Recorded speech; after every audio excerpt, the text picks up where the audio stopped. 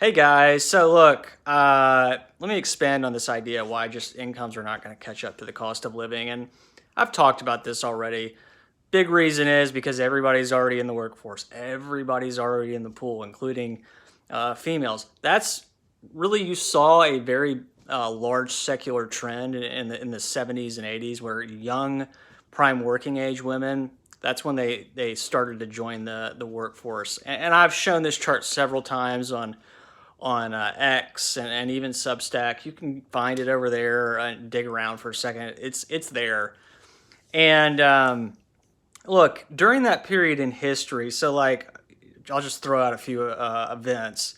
Medicare, Medicaid signed into law in 1965. We got off the gold standard during that period. Obviously, Vietnam was, going on around that time as well. And we also had, no fault divorce went pretty much mainstream after California enacted it in, I want to say, 1969. And then, of course, this trend of like women, joining the workforce, becoming educated.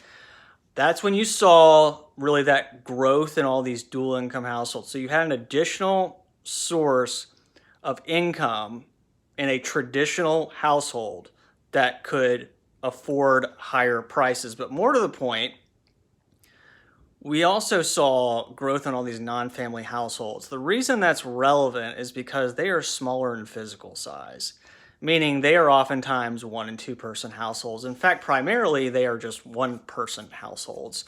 It exists across both renters and homeowners, and they're just capturing a growing share of overall households. I want to say it's like around one third to maybe it's a little bit more than that of all households these days.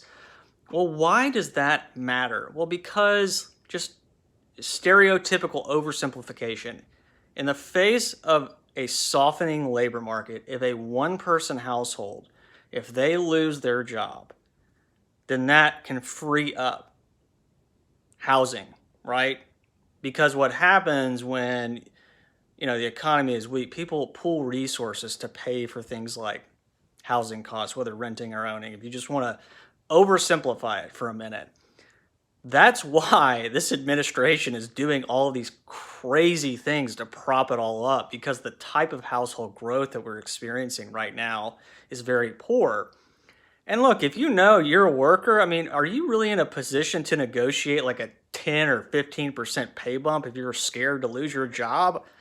Like, I think not. I mean, the writing is on the wall. This is not the time to play games. So, do you understand why incomes are just not going to catch up here?